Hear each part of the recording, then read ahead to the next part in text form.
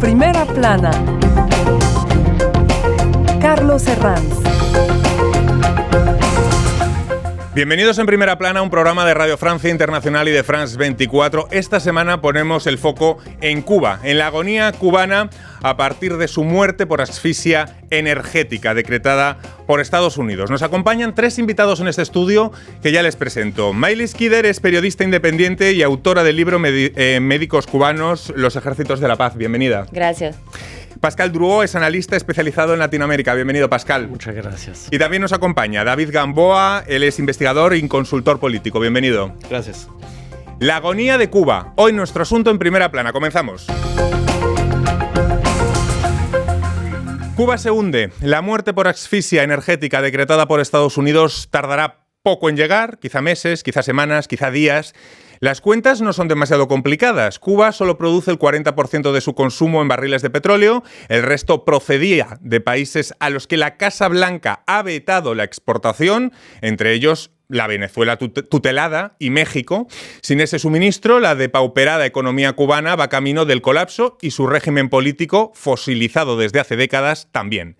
En esta agonía a cámara lenta, estadounidenses y castristas han abierto negociaciones mientras el pueblo sufre todo tipo de carencias. Repasemos lo que dice la prensa. Diario La Jornada en México. Bloqueo petrolero a Cuba agrava la crisis humanitaria según la ONU. Desde que Washington, dice el rotativo, tomó el control del petróleo en Venezuela, la situación se ha agravado en la isla. 14:30. Cuba se acerca a la opción cero. Suspenden cirugías en hospitales, cierran hoteles turísticos. El diario del régimen, Granma, afirma que Cuba no es una amenaza y que no está sola. Y vamos a empezar precisamente por ahí. Cuba no está sola, dice Granma, pero ¿quién está con Cuba? ¿De qué apoyos Maylis puede tirar ahora mismo en esta situación de bloqueo la isla? Hemos visto estos días la visita del canciller a Putin en Moscú. Sí, hemos visto discursos de Rusia, de China y de México, en mayor parte, que dicen que quieren enviar petróleo, que quieren enviar comida y otros productos, pero en realidad hemos visto con México que no se puede... Pesan más las sanciones. No se puede ir a más allá de las sanciones. México, Claudia Sheinbaum trató de enviar petróleo, pero al final envió otras cosas, 2 barcos de comida, creo. Y porque todos le tienen miedo a Donald Trump. Y Rusia y China siempre enviaron productos a Cuba, pero la cantidad no alcanza nada para la necesidad. Pascal, ¿qué pretende Estados Unidos con esta asfixia a Cuba? Pues un cambio de régimen, definitivamente. Pero sí, vemos esa asfixia. La palabra agonía es muy interesante. Agonía de régimen, pero Cuba no está en agonía. Cuba siempre estará. Pero sí, la estructura hoy en día está puesta en tela de juicio, definitivamente, en el escenario regional internacional. A ver, en lo nacional, pero lo hablaremos.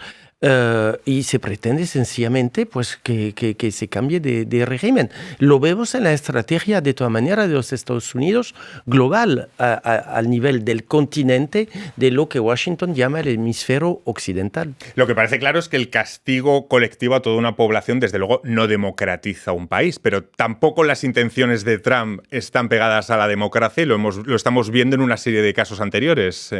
¿Cómo lo ve, David? Pues yo veo claramente cómo Estados Unidos asfixia, sin embargo, tiene mucho cuidado hasta qué punto logra tener esa presión en Cuba.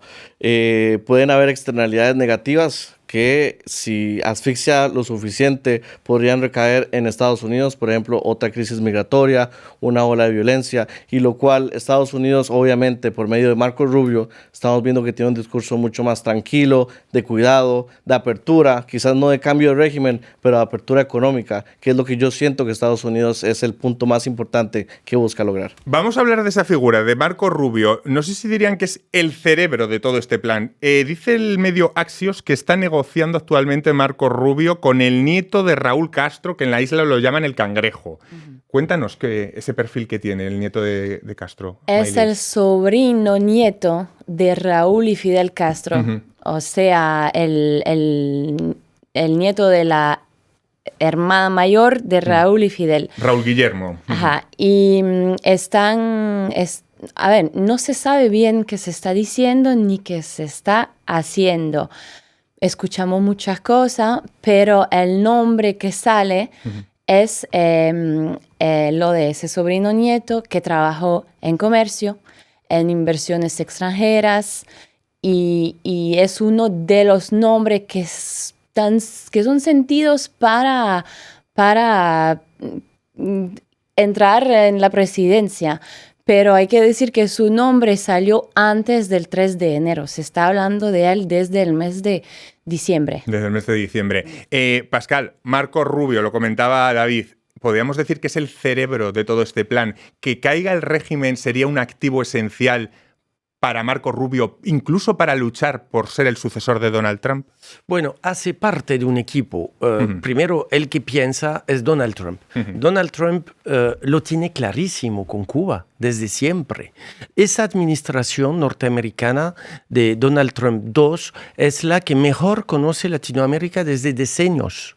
No solamente tenemos a Marco Rubio, que definitivamente es un elemento clave, pero Mauricio Claver, el representante especial, incluso Pam Bondi. Tenemos muchos responsables ejecutivos hoy en día que surgen de Florida, que conocen la temática cubana, obviamente desde Florida, desde el interior de Estados Unidos, pero cuando hablamos de Cuba, hablamos de política interior norteamericana.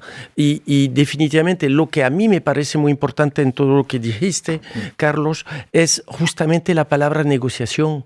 Porque estamos viendo que Cuba es específico. Cuba exige una forma de negociación. Porque si, viéndolo de manera cartesiana desde Europa, el régimen cae. Pero vemos que no es así.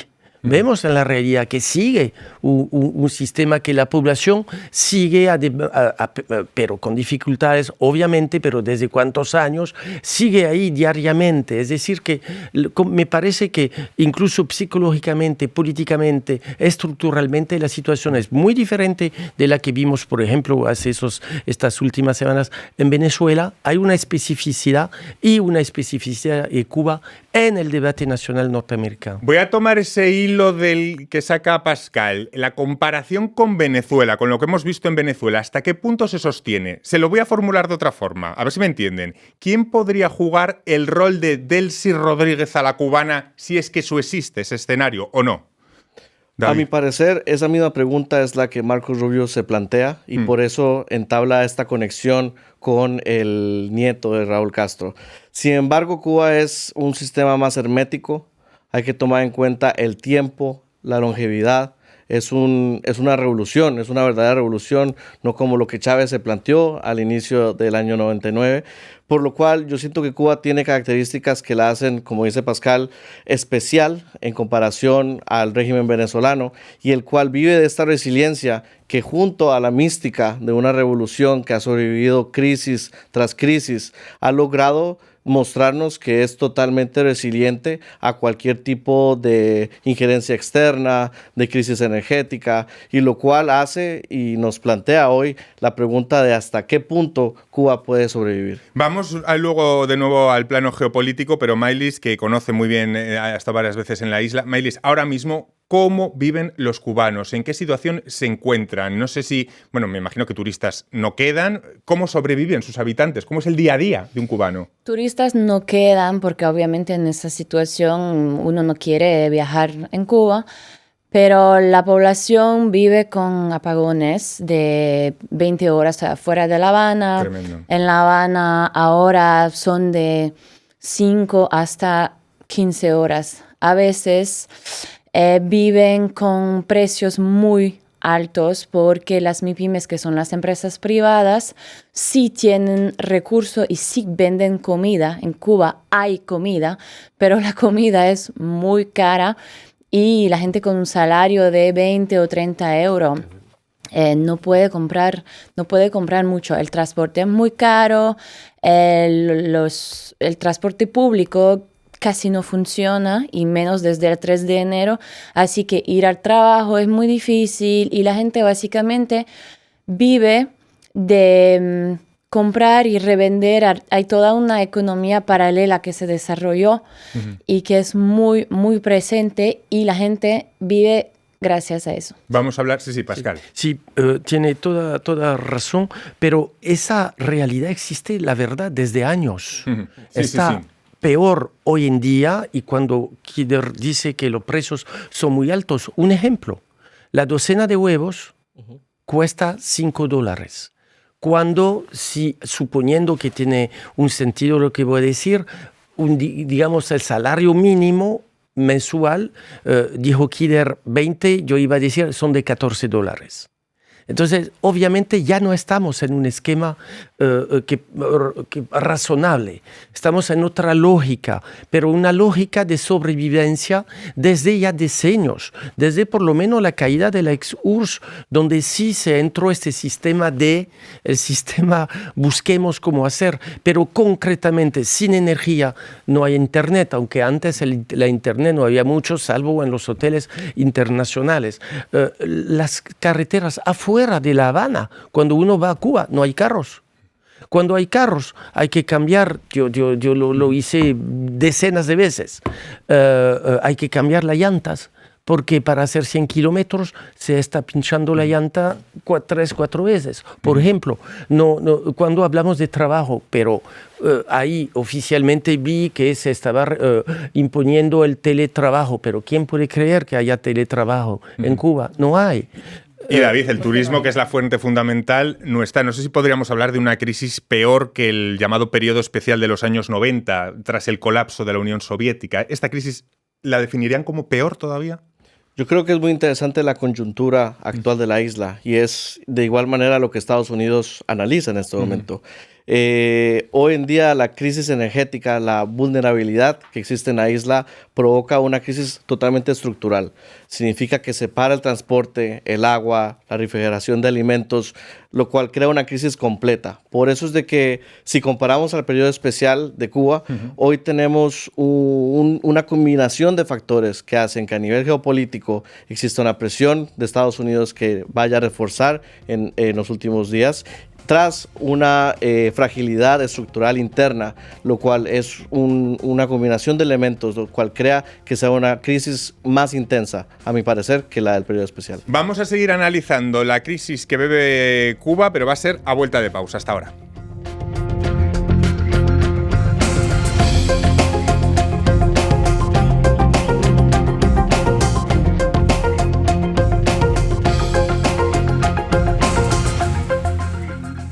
¿Eres estudiante de periodismo y te fascinan los reportajes de terreno? ¿Sueñas con visitar París y aprender con periodistas de Radio France Internacional? El premio Reportaje RFI en español cumple su 12ª edición. Participa enviándonos tu reportaje radial para ganar una pasantía en nuestra redacción con todos los gastos pagos. Tienes hasta el 3 de mayo para participar y encontrarás todos los requisitos en el sitio rfimundo.com. RFI, la selección del mes. Luisa. Vem uma voz falar dos beijos perdidos. Bold et Sunti.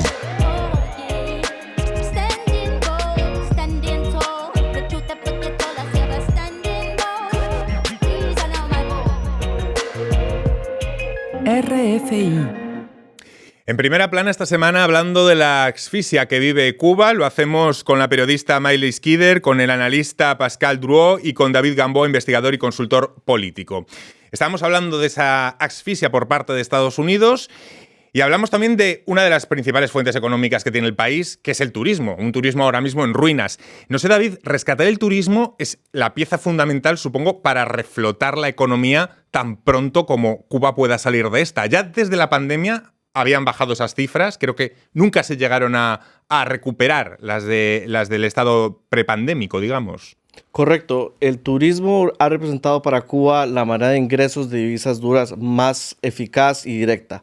Sin embargo, desde 2018, como lo mencionas, nunca ha podido restablecer los números que tuvo antes de la pandemia. Incluso el año pasado, 2025, se registró el número más bajo de turistas en toda la historia en Cuba. por lo cual vemos que el turismo, por causa de la crisis energética, ya no puede restablecer la gasolina a los aviones que llegan de Canadá, de Europa, de China, por lo cual crea una crisis que no solamente afecte a la economía, sino a toda la gente que vive del turismo, que el día a día para ellos significa poder tener un ingreso gracias a los turistas, gracias al consumo que se vea hoy en día totalmente colapsado. Para explicar la situación actual está bien que tiremos un poco de historia, de lo que ha pasado en los últimos años. Muchos se preguntan, claro, durante la época de Obama se hicieron gestos de apertura económica, muchos confiaron en aquellos pasos de apertura. ¿Por qué todo aquello se truncó? ¿Qué pasó, Pascal?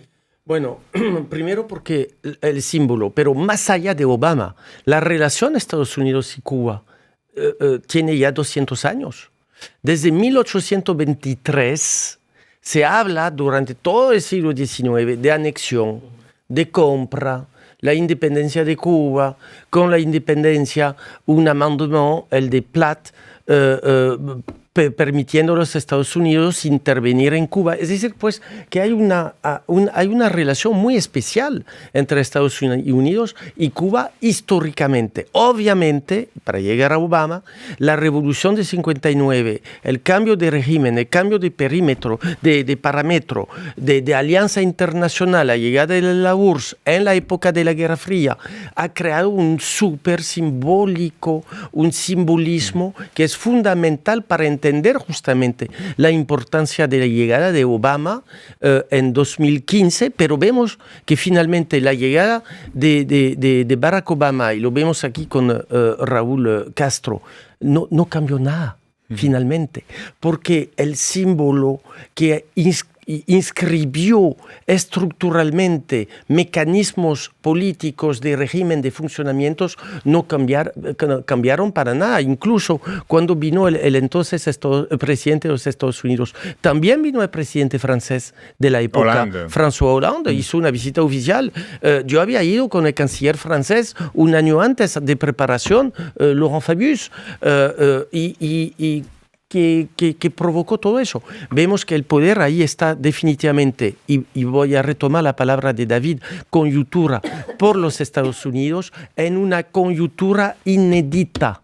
Hoy en día debemos entender que se está totalmente cambiando los parámetros de funcionamiento internacional y en la región del Caribe, en la región latinoamericana. Ya nosotros desde Europa debemos entender esta revolución que está pasando y que obviamente hoy en día ubica Cuba con todos esos parámetros en el centro de una nueva realidad política en la región. Vamos a hablar de la sanidad cubana. Maylis ha escrito un libro respecto a ello. Durante décadas la sanidad fue uno de los mayores orgullos del sistema. Hoy en muchos centros faltan medicamentos, bueno, incluso la electricidad, y la inmigración masiva de profesionales, bueno, ha dejado los hospitales sin bastante de su personal experimentado.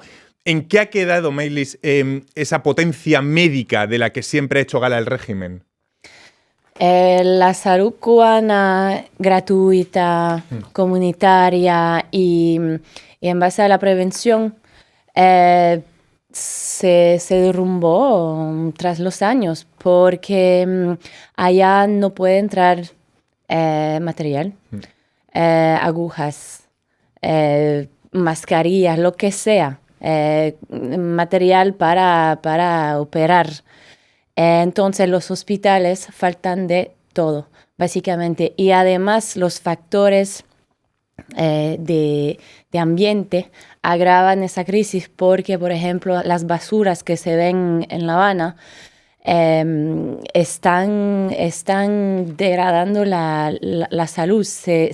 Por ejemplo, los mosquitos están muy felices en una basura con humedad, con suciedad. Y entonces en autumno del año pasado hubo una pandemia de chikungunya, de oropuche. Todo el mundo se enfermó y sin poder ser curado, ir al hospital a ver a un médico porque casi no sirve, y que los medicamentos básicamente se compran en el mercado negro casi sin ir a ver a un médico. Por eso es bueno comprender que hay gente que va sobre terreno y que entiende, que sabe dimensionar lo que es la sanidad de Cuba en estos momentos fuera del mito, porque eso es lo que os iba a preguntar. Está claro que Donald Trump no va a llevar la democracia a la isla, pero también hay una izquierda especialmente europea que durante años ha mitificado a Cuba.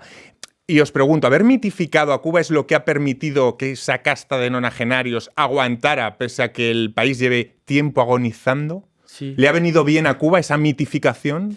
Pues en un momento dado hacía parte de la glorificación, de una proyección de éxito de Cuba, definitivamente, en los años 60, 70, por cierto, en Europa, ese romanticismo, esa glorificación de Sartre y otros, de Beauvoir en bueno, los eso es muy años allá, 60. más recientemente Pero también sí, la has sabido. Sí, pero pusieron las bases.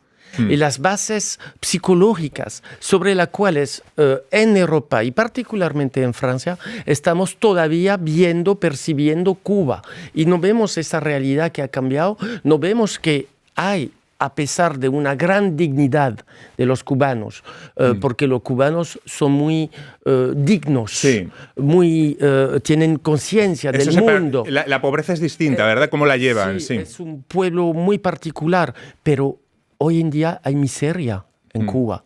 Y en Europa asociar miseria y Cuba parece totalmente imposible. Pero lo tenemos que decir, claro, definitivamente. Y eso sí. Y sobre todo por una izquierda que se supone que tendría que defender otro tipo de cosas, ¿no? No toda la izquierda, es verdad, pero bueno. Pero estás tocando un tema histórico, porque David y Kider seguramente tienen muchas ideas, pero hoy en día justamente en Europa estamos viviendo un momento clave sobre esa percepción de los del simbolismo llevado por la izquierda, de una forma de maniqueísmo. Vivimos con Cuba, con una visión maniqueísta, el bien y el mal, y vemos que no es así. Como si fuera un partido de fútbol. David, sí. Yo creo que, como lo dice perfectamente Pascal, es un indicador.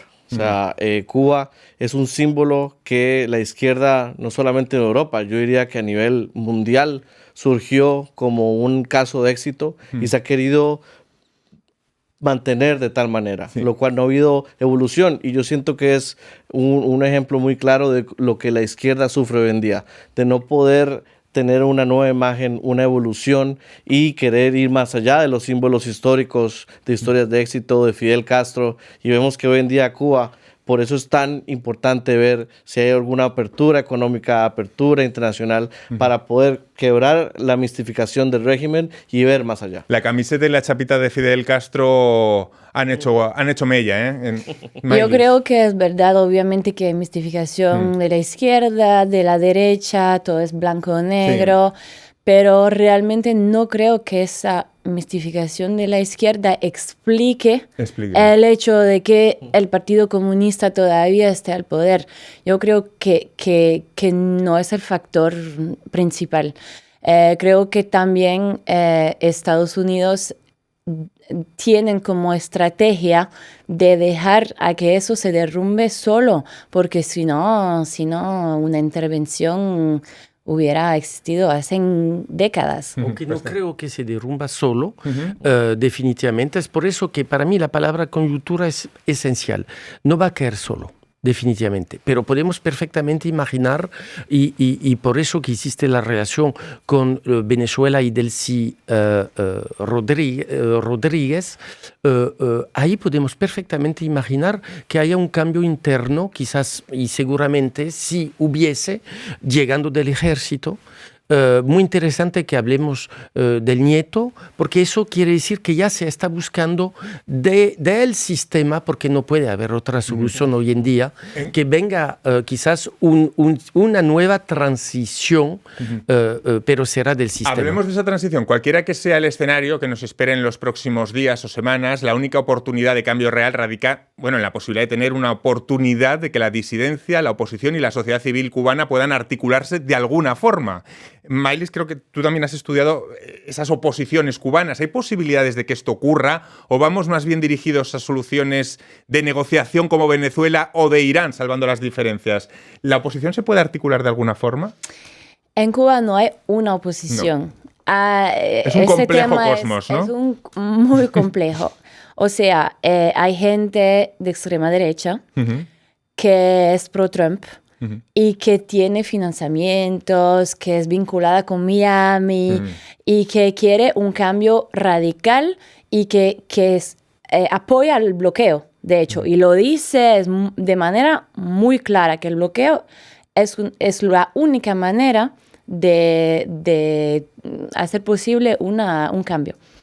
Después hay, obviamente, una oposición. No sé si se puede hablar de oposición porque hay gente que es de izquierda, pero que no cree en un sistema estatal como existe. Claro. Hay gente despolitizada, que es crítica. Entonces, hay matices, Sí. otra vez. Lo que parece claro respecto a los duros es que, claro, pueden estar a favor del bloqueo, pero el bloqueo es una acción de guerra que los cubanos no se merecen por más que su gobierno sea tiránico y esté caduco, ¿no, Pascal? Pero eso es el límite de los bloqueos. Sí. Siempre impacta a la población, Claro. definitivamente. La diferencia es que en Cuba no va a haber, no veo un levantamiento, eso no va a ser, pero definitivamente está agravando la situación económica y entonces social, ya hablamos, pero hace parte de un todo. Cuba es vecino, por ejemplo, de Haití. Haití también es otro país. He ido mucho en este país. Y lo hemos hablado aquí en esta mesa junto a David, sí. A manos de los gangs. El hombre fuerte de Haití, vecino de Cuba, es Barbecue. Jimmy Chorizier, el jefe de los gangs de Port-au-Prince. Me quedo sin tiempo para más. Ha sido un placer, David, Pascal y Maylis, de tenerles en esta edición de En Primera Plana. Seguiremos mirando a Cuba y a todos ustedes hasta la próxima semana. Gracias.